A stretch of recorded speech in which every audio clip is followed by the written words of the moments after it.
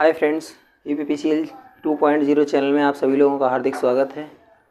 मैं जितेंद्र सर आज आप लोगों के लिए सिंगल फेज इंडक्शन मोटर का नेक्स्ट पार्ट लेकर आया हूं, जिसमें आज आप पढ़ेंगे कैपेसिटर टाइप इंडक्शन मोटर जो कि सिंगल फेज की हैं और इन मोटरों के विषय में विस्तार पूर्वक अध्ययन करेंगे। चलिए दोस्तों, समय को बर्बाद न करते हुए वीडियो को आगे बढ़ाते हैं। यदि आप हमारे चैनल पर नए हैं तो चैनल को लाइक, शेयर, सब्सक्राइब करना ना भूलें। तो फ्रेंड्स, यहाँ आज का टॉपिक जो है आपका है संधारित्र प्रारूपी मोटर। संधारित्र प्रारूपी मोटर इसमें क्या है?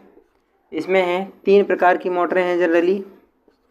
एक है स्थायी संधारित्र मोटर, स्थायी संधारित्र मोटर। दूसरी है संधारित्र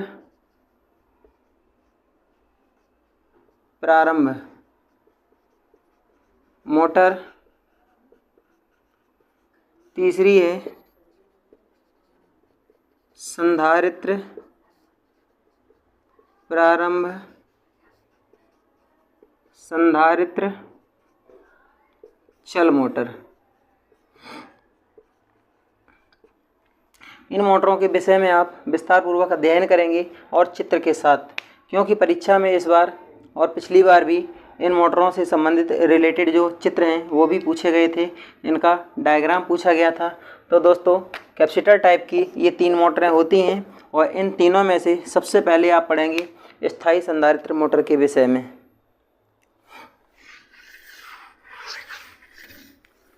चलिए, स्थायी संधारित्र मोटर इसमें क्या क्या होता है इसके बारे में विस्तार पूर्वक अध्ययन करते हैं।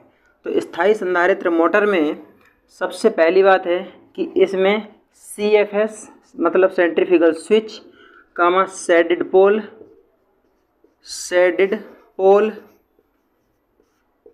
कामा प्रतिरोध तथा कम्यूटेटर नहीं होता है।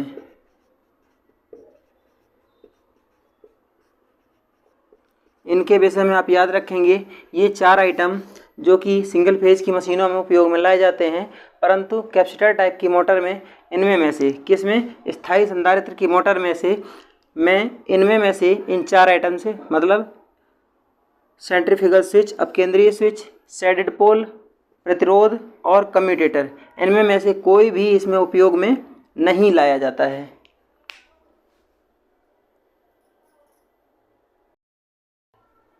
तो दोस्तों, इसके विषय में जानते हैं विस्तार पूर्वक स्थायी संधारित्र मोटर। तो सबसे पहले इसका वायरिंग डायग्राम बनाते हैं। कुछ इस प्रकार का इसका डायग्राम होता है और यही चित्र एग्ज़ाम में बार बार रिपीट हो रहा है कैपेसिटर से रिलेटेड मोटर।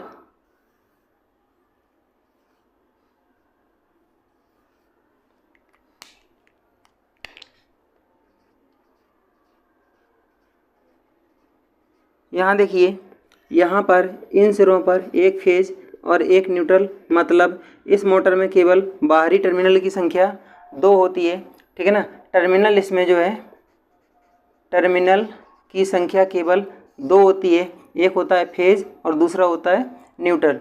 इसमें हम AC सप्लाई प्रदान करते हैं। AC सप्लाई प्रदान करते हैं 230 वोल्ट 50 HZ की।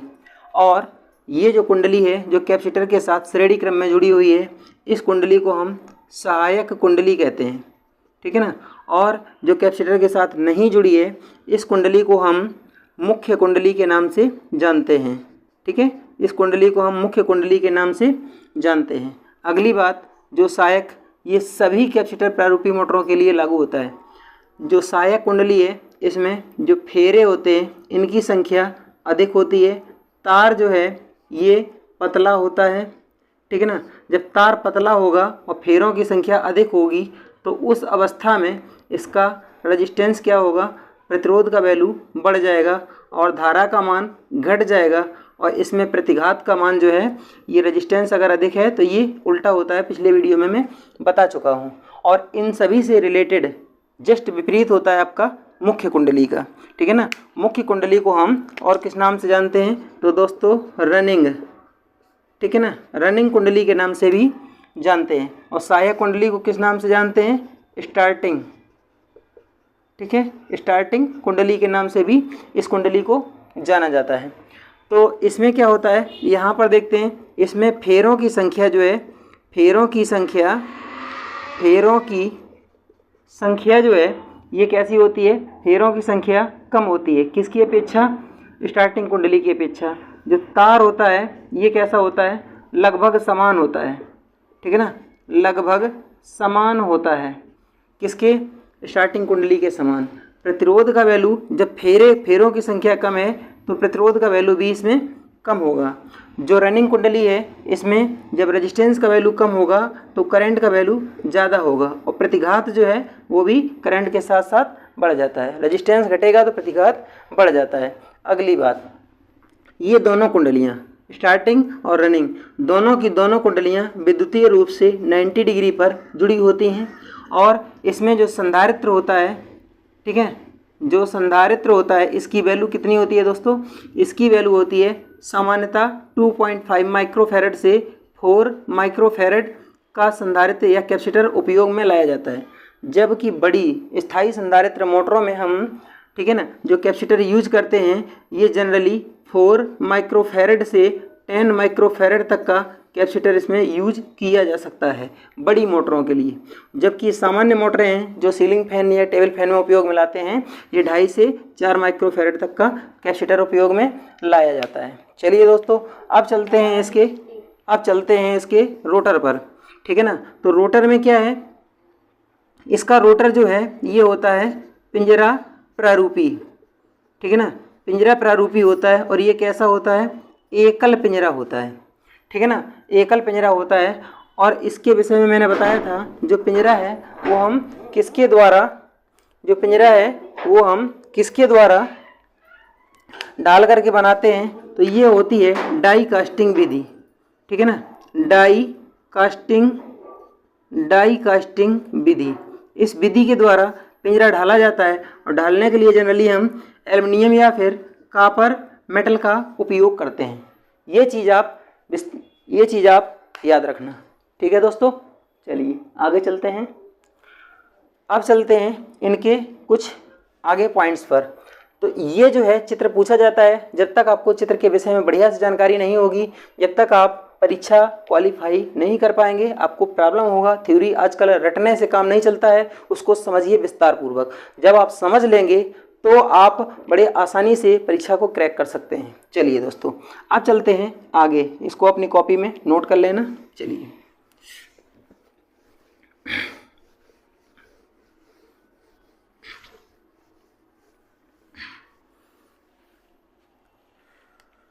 इसका स्टेटर, ठीक है ना, स्थायी संधारित्र मोटर का स्टेटर ये क्या है, जो स्टेटर है ये किसका बना होता है, जो स्टेटर होता है ये सिलिकॉन स्टील का होता है, ठीक है ना, सिलिकॉन स्टील से बनाया जाता है। और इसमें जो स्टेटर के खांचे होते हैं ये कैसे होते हैं, जो खांचे होते हैं ये कैसे होते हैं, अर्धबंद होते हैं, ठीक है ना, अर्धबंद खांचों का उपयोग किया जाता है। और इसमें कुंडलन कैसी होती है, ठीक है ना, जो कुंडलन होती है ये कैसी होती है, वितरित कुंडलन का उपयोग किया जाता है, ठीक है। और स्टेटर को ठीक है ना, इसे मतलब स्टेटर को बॉडी के साथ आंतरिक रूप से नट बोल्ट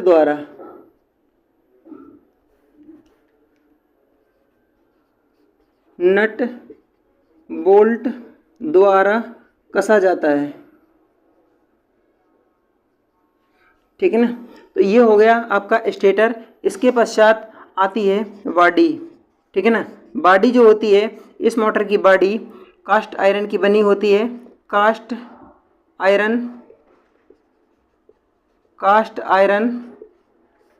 या एल्युमिनियम। वैसे कास्ट आयरन का ज़्यादा उपयोग करते हैं, कास्ट आयरन की बनी होती है, ठीक है ना। और बॉडी के साथ साथ दो प्लेटें होती हैं, दो प्लेटें, जिसको हम एंड प्लेट कहते हैं। और इसी में होता है बियरिंग, इस मोटर में कौन सा, बॉल बियरिंग अथवा बुश बियरिंग, इन दोनों में से कोई एक बियरिंग उपयोग में लाया जा सकता है। सीलिंग फैन में बॉल बियरिंग और जनरली टेबल फैन में बुश और बॉल बियरिंग दोनों में से कोई भी स्थापित किया जा सकता है। ठीक है दोस्तों, चलते हैं आगे। इसका जो यूज है ये किस में करते हैं, सामान्यतः टेबल फैन, सीधे आप लिख लीजिए एक भाषा में, जान लीजिए कि जो पंखे होते हैं, पंखों के लिए भी केवल इसी के लिए इसका उपयोग किया ही जाता है सबसे ज़्यादा। और ये जो मोटर है इसकी दोनों कुंडलियाँ, ठीक है ना, जो वाइंडिंग है इसकी कौन सी, दोनों कुंडलन, इसकी दोनों कुंडलन जो हैं, ठीक है ना, कैसे, प्रारंभ से अंत तक लगातार कार्य करती हैं। ये पॉइंट याद रखना, इस मोटर की स्थायी संधारित्र की दोनों कुंडलियां प्रारंभ से अंत तक लगातार कार्य करती हैं। चलिए दोस्तों आगे चलते हैं।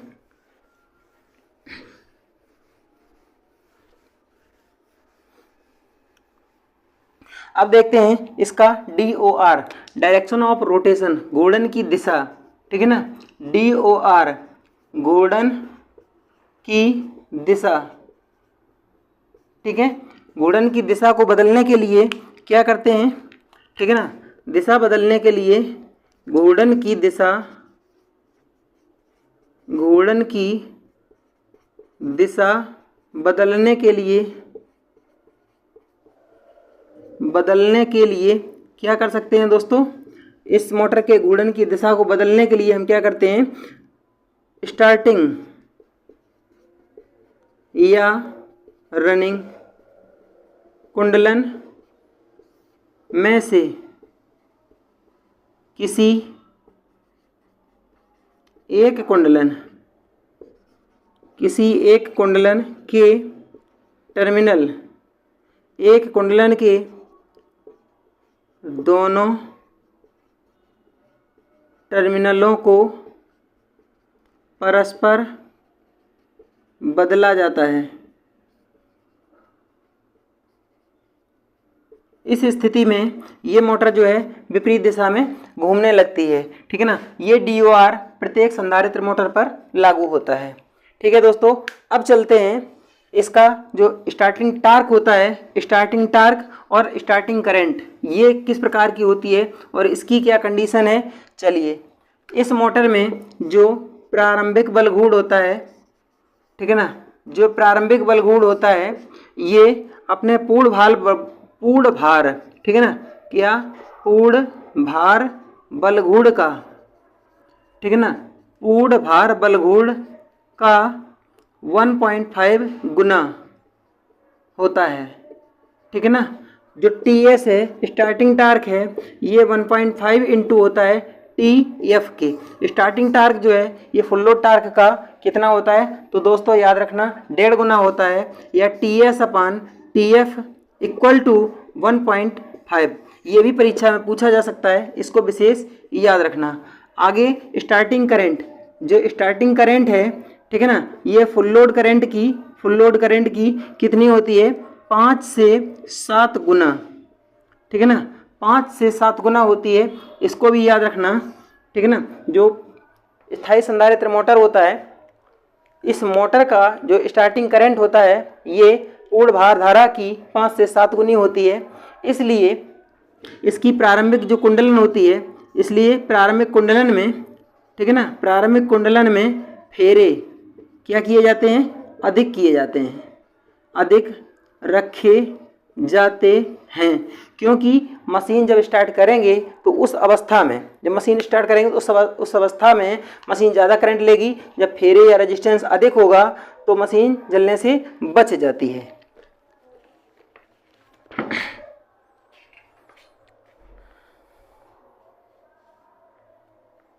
इस मोटर की जो दक्षता है, ठीक है ना, एक पॉइंट और है, सामान्यतः सिंगल फेज की मोटर, इस पॉइंट को नोट कर लेना, क्वेश्चन को, बहुत ही इंपॉर्टेंट क्वेश्चन है, पेपर में आया हुआ, ठीक है ना। ये क्वेश्चन है क्या, सामान्यतः सिंगल फेज की मोटर, सिंगल फेज की मोटरें कितने ध्रुव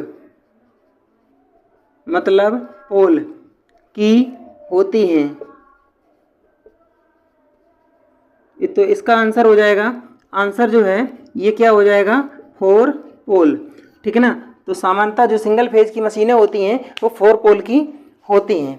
अब अगली बात, जो सिंगल फेज, ठीक है ना, सिंगल फेज मोटर हैं, ठीक है ना, इनकी जो दक्षता है, ठीक है ना, परसेंटेज इफिशियंसी है, ये 3 फेज सिंगल फेज मोटर की जो दक्षता है ये 50% से कम होती है, ठीक है ना, 50% से कम इतनी होती है, जबकि 3 फेज की मशीनों की जो दक्षता होती है ये 50% से अधिक होती है। चलिए दोस्तों, अब अभिलक्षण वक्र और इसके जो सदिश आरेख हैं हम तीनों मशीनों के एक साथ बताएंगे, कैपेसिटर टाइप की तीनों मशीनें एक साथ बताएंगे तुलना करके। चलिए अब चलते हैं अगली मोटर पर। स्थायी संधारित्र मोटर के विषय में इतना हो गया। चलिए आगे चलते हैं। तो यहाँ पर तीनों मोटरों का डायग्राम एक साथ बनाते हैं और इसी पर आपको बता दे रहे हैं सही से। तो है पहली आपने लिखी है कौन सी, स्थायी संधारित्र, ठीक है ना, स्थायी संधारित्र मोटर। दूसरी है संधारित्र प्रारंभ मोटर। तीसरी है संधारित्र प्रारंभ संधारित्र चल मोटर।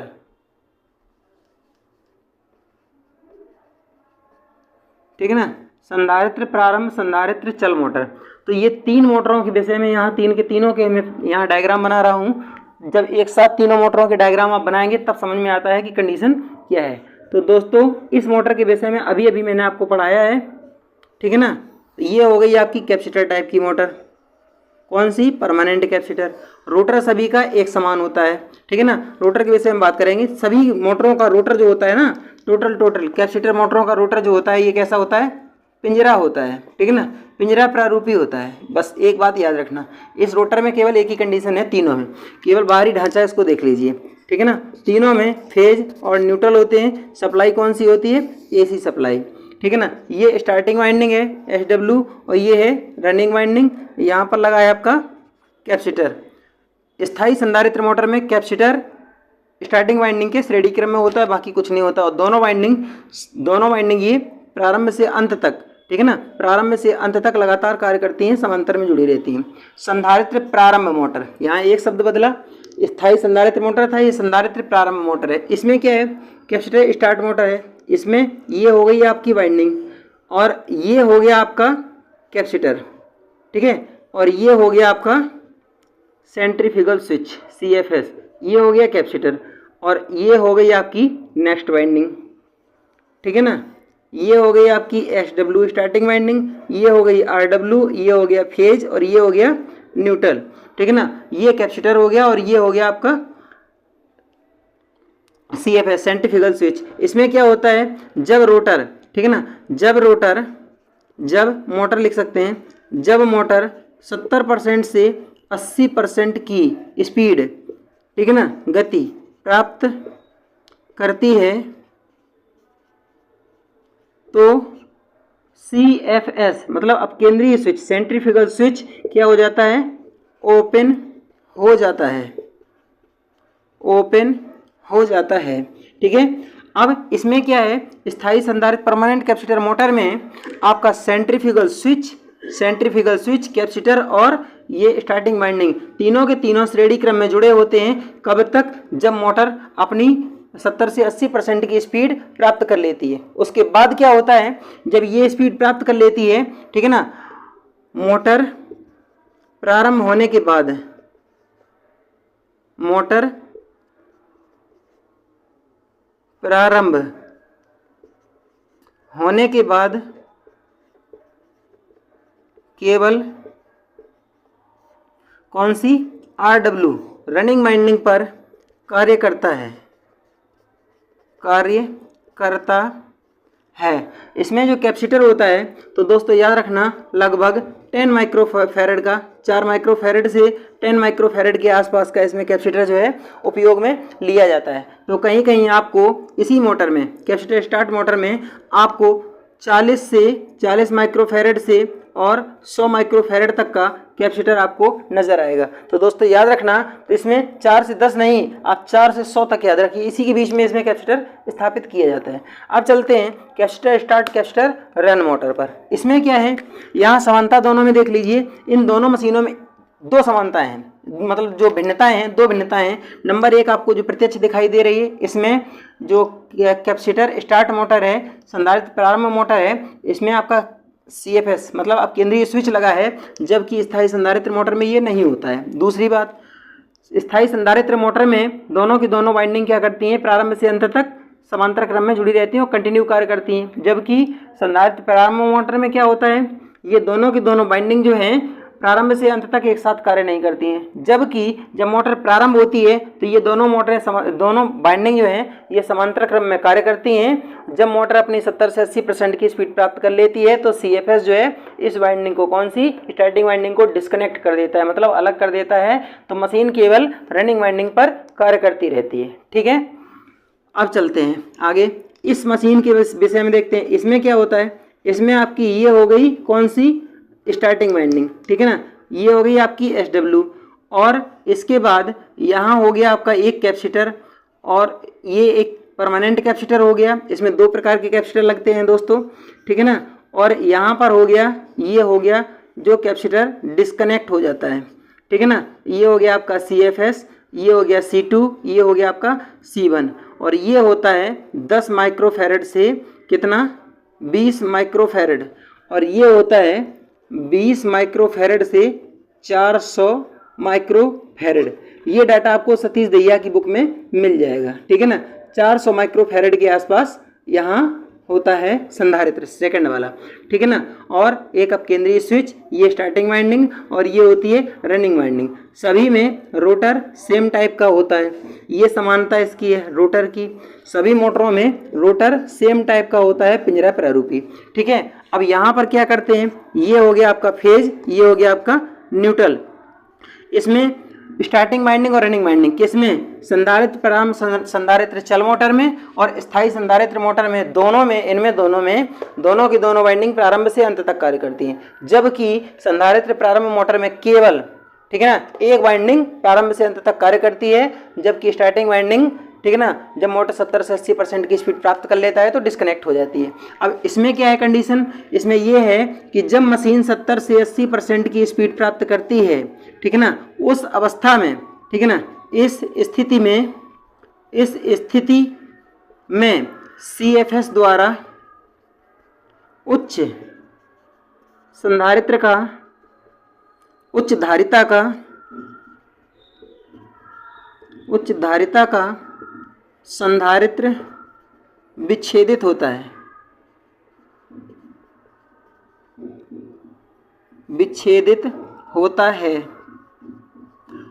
कंडीशन क्या है, और C1 सदैव कार्य